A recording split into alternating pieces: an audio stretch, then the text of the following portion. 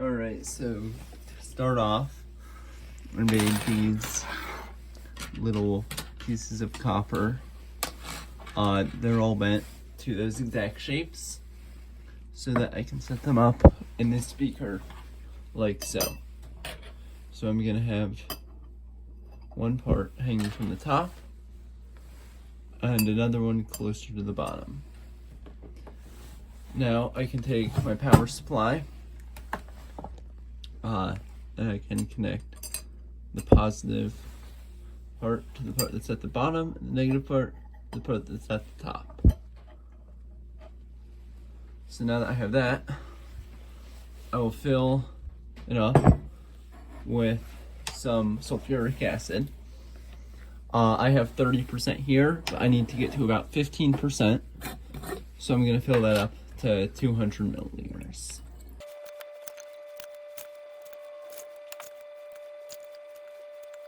Okay, so now that we're at approximately 200 milliliters of 30% sulfuric acid, I'm going to add 200 milliliters of water.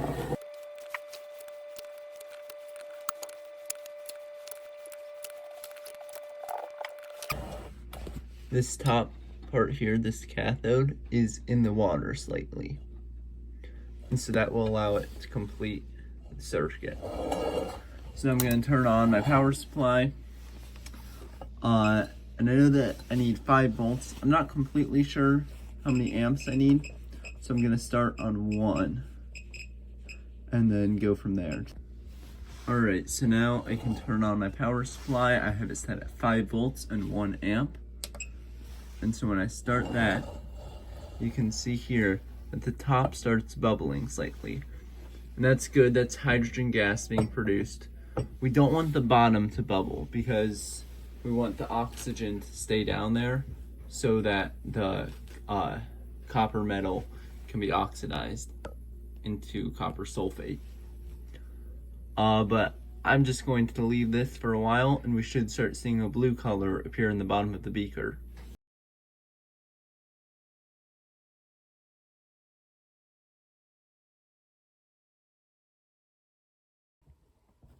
So unfortunately my phone died, but while that ran, it turned the whole solution slightly blue, and so here I've split it up into 2 separate containers, and I filter off any residual copper that had fallen off of the either anode or cathode while it was running.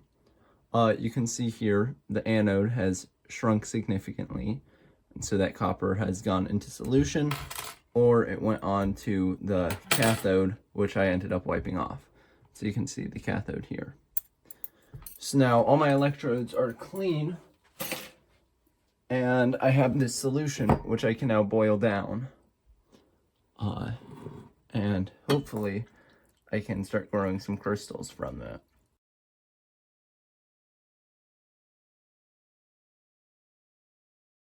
Alright, so after allowing it to boil, I now filtered it off. It's almost done. And this is what we're left with.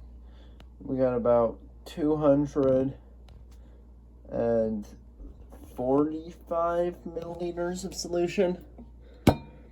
And there were a couple crystals left in the beaker. So I think it should be saturated by about now. So I will take this and I will pour it into this dish, which I have cleaned out to remove anything that could help crystallization form where I don't want it.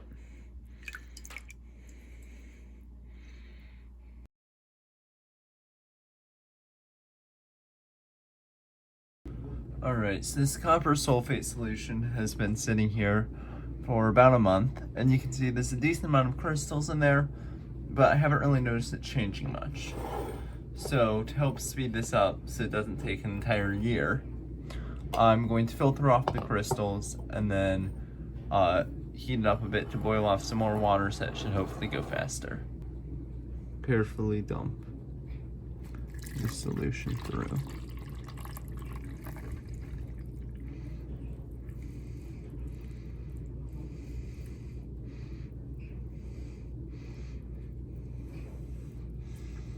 All right, so you can see that nice blue copper sulfate there. And I'm gonna let that finish filtering and then see what we have in there. All right. So now that we have all the crystals in there, I want to dry them off. Now, because they do have sulfuric acid in them, or well, around them, it's not just like letting them dry out naturally won't work as well. So instead, I'm just going to put them on a paper towel, and I'd rather have the paper towel absorb diluted sulfuric acid than concentrated sulfuric acid. So because they are a little bit wet, that should help dilute it.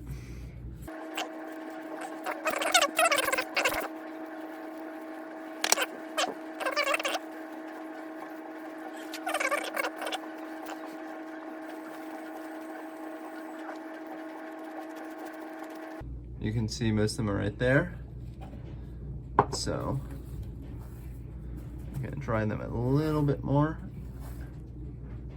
and then just pour them into this jar. All right, so here I have my hot plate. Then I can take the rest of the solution and just start heating it. And the solution should already be saturated because it did just have crystals in it, but this should help make it more saturated so that the crystals come out faster.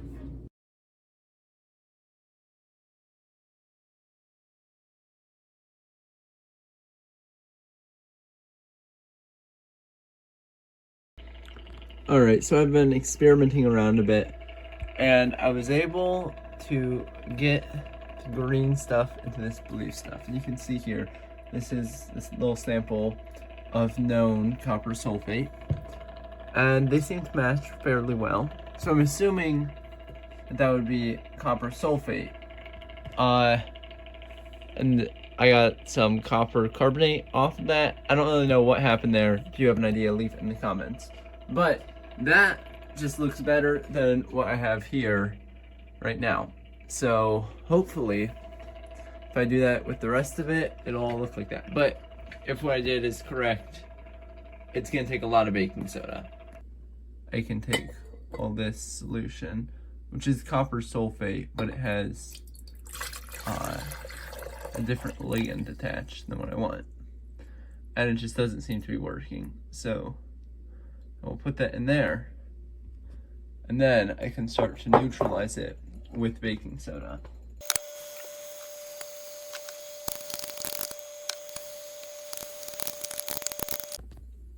Alright, so I'm assuming this solution is really saturated right now. So here I have some baking soda dissolved in water, and I'm going to start adding that instead of just powdered baking soda.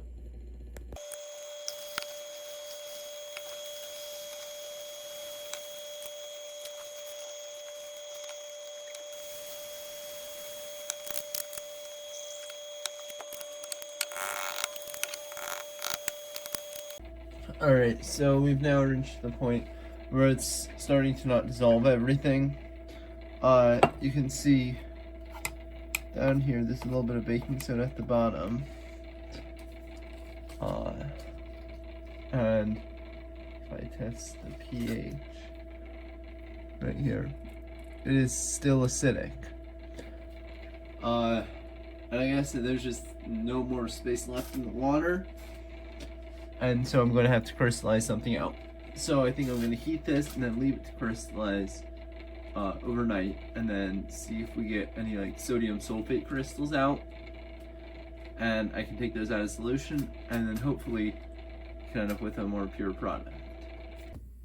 Alright, so I'm actually going to heat this a little bit just to get everything dissolved, so that I'll only have sodium sulfate crystals at the bottom in the morning. So we'll turn on stirring for a bit until the solution appears clear. Alright, check this out. I left these overnight, and you can see that there are a ton of crystals, and at the bottom we've got some really big ones in there.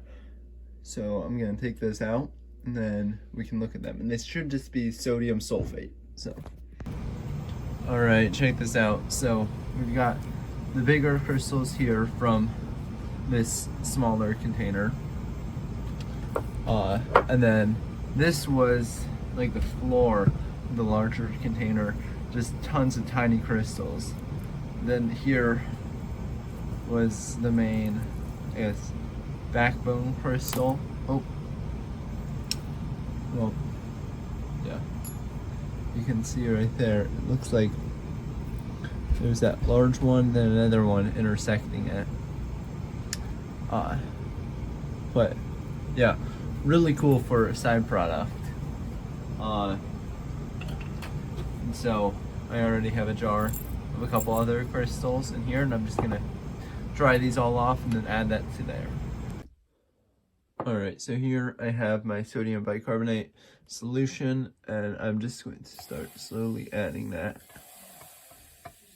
until a precipitate starts to come out.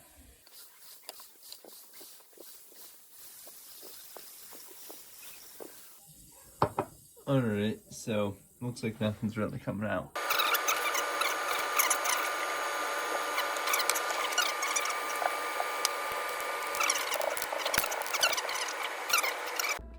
Alright, so the volume has been reduced a lot. Now I'm just going to start adding some more baking soda until it stops reacting.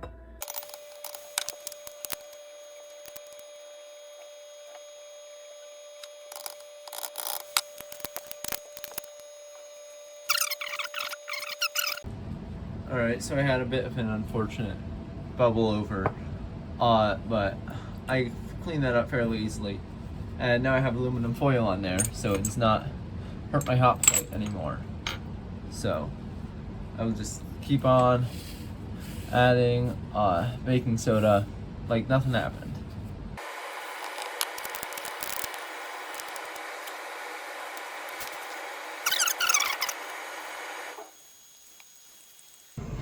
Alright, so you can see here that there definitely was a precipitate.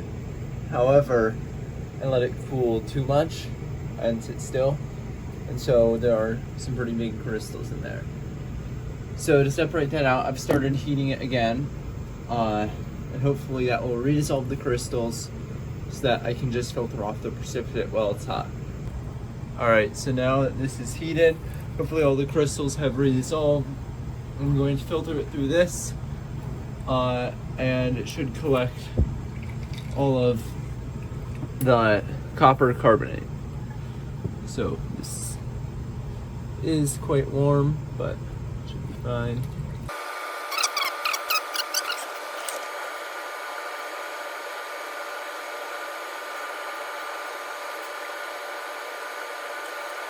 Well, that is the solution that passed through. It still looks really cloudy. I don't really think that this worked that well. Here you can see the filter paper, and there is some precipitate on it, but like barely anything. So most of it's still in the solution.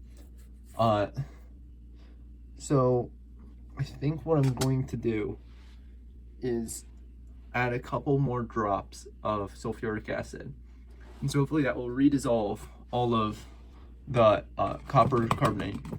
Then I can let this cool overnight and take out all the remaining crystals of sodium sulfate. And then I can precipitate the rest of it out and just probably decant the water off the top of the precipitate then to wash it.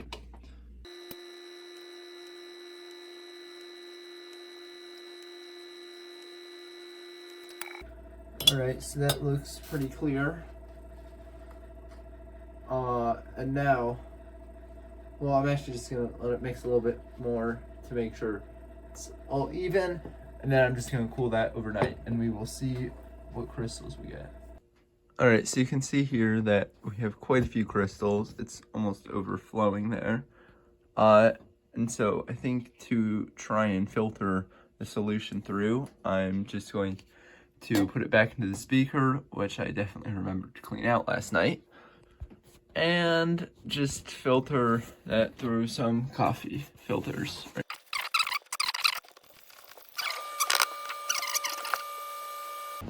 Alright, so here is all of our sodium sulfate. I've sealed it up in the jar. It's quite a lot of waste, but I don't know. I might be able to find a use for it sometime. If you have any ideas of what I can use it for, leave those in the comments. But other than that, I'm just gonna put this away for right now. Alright, so here you can see the solution now. I've just filtered off a whole bunch of sodium sulfate. So I can start adding more sodium bicarbonate. You can see there. Then we have a nice blue precipitate, and that should be copper carbonate. So I'm just going to keep on adding this until no more precipitate forms.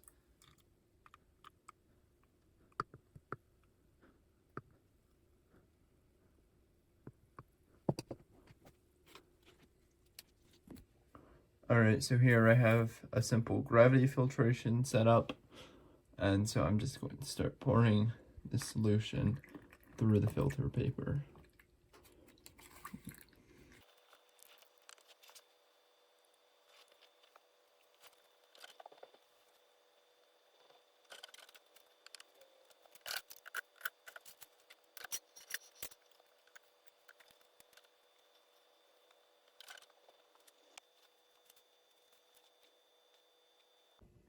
Alright, so here is the filtrate, and then up here we have quite a lot of solid. It's kind of hard to see, but we've got a decent amount in there.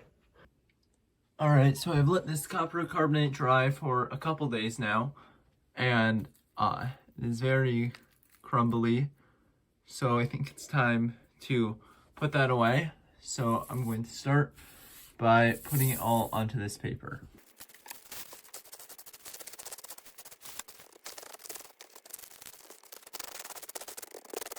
Alright, so that is mostly empty, and you can see the product that we have here. So, it is fragile enough that I don't think I'll need to put it into a mortar and pestle to grind up, so I can just put it directly into a container. Alright, so here I have a little mason jar. Then I can just pour all that in. Alright, so I'm going to grind that up a little bit, just with a glass stir rod. And then I will show you the final product. Alright, so here's our final product for both processes. You can see here we have copper sulfate, which we made first, and then the copper carbonate that we were able to get out of the recycled material. And I think that's where I'm going to end this video here. It's been over a month that I've been working on this, so I'm kind of tired of it. But anyways, thanks for watching, and I will see you next time.